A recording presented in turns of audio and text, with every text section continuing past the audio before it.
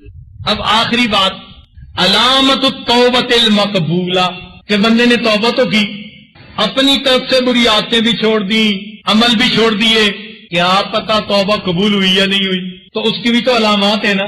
تو فرمایا علامات التوبۃ المقبولہ، کہ توبہ کی قبولیت کی علامات جس سے پتہ چلتا ہے کہ میری توبہ قبول ہوئی یا نہیں ہوئی۔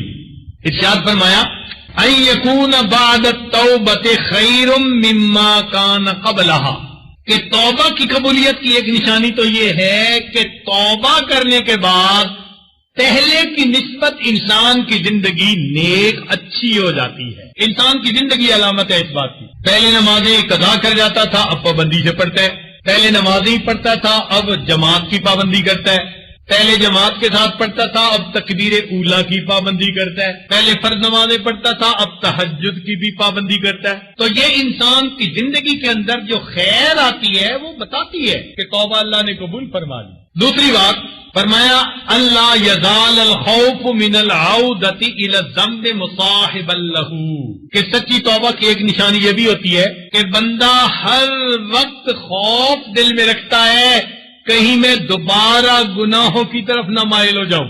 وہ اپنے نفس کے اوپر بھروسہ نہیں کر لیتا کہ جی اب میں نے توبہ کر لی بس کوئی بات نہیں، ڈرتا رہتا ہے کہ کہیں دوبارہ میں اس راستے میں نہ چل پڑوں، اپنے نفس پہ کبھی بھی اعتماد نہیں کرتا۔ اور تیسری بات انخلاء القلب وتقطعہ ندما وخوفا من العقوبۃ العاجلۃ والآجلہ، کہ انسان کا دل گناہوں کی چاہت سے خالی ہو جائے۔ یہ میں مفہوم بیان کر رہا ہوں سمجھانے کی خاطر، لفظی ترجمہ کروں گا تو پھر سمجھانے کے لیے لمبی بات کرنی پڑے گی۔ یعنی دل سے گناہوں کی حسرت نکل جائے، یا یوں سمجھیں کہ انسان گناہوں سے بے تما ہو جائے، دل میں سوچ لے کہ مجھے بدنظری نہیں کرنی، میرے اللہ کا حکم ہے، لہذا مجھے اس سے کوئی پرواہ نہیں کہ جانے والا کون ہے، چھوٹا ہے بڑا ہے کون ہے، مجھے اس سے کوئی پرواہ نہیں ہے۔ یہ جو ہوتا ہے نا دل سے تما کو نکال دینا، یہ سب سے مشکل کام ہوتا ہے۔ آج کل کے نوجوان کیوں بدنظری کر جاتے ہیں؟ دل میں تما ہوتی ہے، تما بدنظری پہ آمادہ کرتی ہے۔ اسی لیے اکثر نوجوانوں سے پتہ کریں، وہ آپ کو دوسری شادی کے لیے تیار نظر آئیں گے، دعائیں بھی کرتے ہوں گے، اور کئی تو پوچھتے بھی ہیں خط کے ذریعے کہ حضرت دوسری شادی کی اجازت دے دیجئے۔ میں ان کو جواب لکھتا ہوں کہ پہلی بیوی سے مشورہ فرما لیجئے۔ تو یہ جو ہے نا مطلب ہے دل میں سے حسرت نہیں نکلتی، یہ بڑی مصیبت ہے، حسرت نکال دیں۔ چنانچہ ایک مرتبہ ایک جگہ کوئی 4-5 نوجوان بیٹھے ہوئے تھے، باہر ملک کی بات ہے، اور قدرتاً میں وہاں جا پہنچا اور وہ آپس میں یہی باتیں کر رہے تھے، دوسری شادی کے فضائل بیان کر رہے تھے وہ طلباء۔ خیر ان کو میں نے بٹھایا، ان کو سمجھایا، میں نے کہا بھائی دیکھو اگر تو ہے دوسری شادی کے چکر میں پڑنا تو پھر علم کا کام گیا تمہارے سے، پھر علم تمہارے سے نہیں جو ہے نا آگے کام آئے گا۔ آج وہ زمانہ نہیں ہے کہ 2 شادیاں بھی چلاؤ ساتھ علم کے کام بھی کرو۔ اگر چاہتے ہو کہ ہم علم کا کام کریں تو اگر اللہ تعالیٰ نے پہلی بیوی ایسی دے دی ہے کہ جو نیک ہے، اچھی ہے، صحت مند ہے، ہر کام آ سکتی ہے، خدمت کر سکتی ہے، ضرورت پوری ہو سکتی ہے، تو کیا ضرورت ہے دوسری شادی کے بارے میں سوچو؟ اس لیے کہ ہم عدل و انصاف نہیں رکھ سکتے۔ قرآن مجید میں فرمایا کہ فَإِن لَّمْ تَعْدِلُوا فَوَاحِدًا، اگر تم عدل نہ کر سکو تو پھر ایک شادی ہی کافی ہے۔ اور آج کل کے زمانے میں تو اکثر نوجوان عدل و انصاف کا خیال نہیں رکھ سکتے، تو اس لیے ایک کافی۔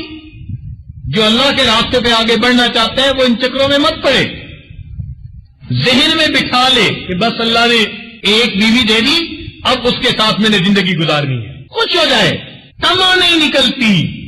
اس کی وجہ سے بیوی کی موجودگی میں انسان بدنظری کر رہا ہوتا ہے۔ تو میں نے اس دن ان کو ذرا سمجھایا اور ترغیب دی کہ بھائی آپ کو اللہ تعالیٰ نے علم کے لیے قبول کیا ہے، اب آپ اس علم کے راستے میں آگے بڑھو۔ اور سب شادی شدہ نوجوان تھے۔ میں نے کہا تمہارے گھر میں اللہ نے بیویاں دی ہیں، انہی سے الفتیں محبتوں کا اظہار کرو اور زندگی گزارو۔ خیر سب نے وعدہ کر لیا کہ ہم بدنظری نہیں کریں گے، یہ نہیں کریں گے۔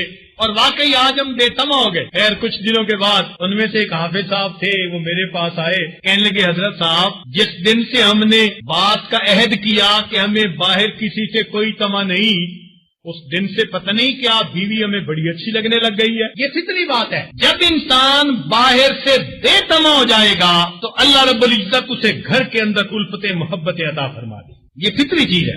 اور چوتھی بات کثرت خاصۃ لا تحدث الا للطائب. جس کی سچی توبہ ہوتی ہے نا، اس بندے کے اندر پھر عاجزی آ جاتی ہے، اس کے اندر عاجزی آ جاتی ہے. وہ بات بھی کرتا ہے تو پتہ چلتا ہے کہ ہاں یہ بندہ اپنے آپ کو خطا کار گناہ گار سمجھ کر توبہ کرنے والا بندہ ہے، اور اب عاجزی کے ساتھ دوسروں کے ساتھ پیش ہے. اس میں عجب اور تکبر نہیں ہوتا، عاجزی آتی ہے. تو یہ 4 علامات ہیں انسان کی کہ جن کے ذریعے سے اللہ تعالیٰ اس کی توبہ کو قبول فرماتے ہیں. یہ اس کی علامات ہیں.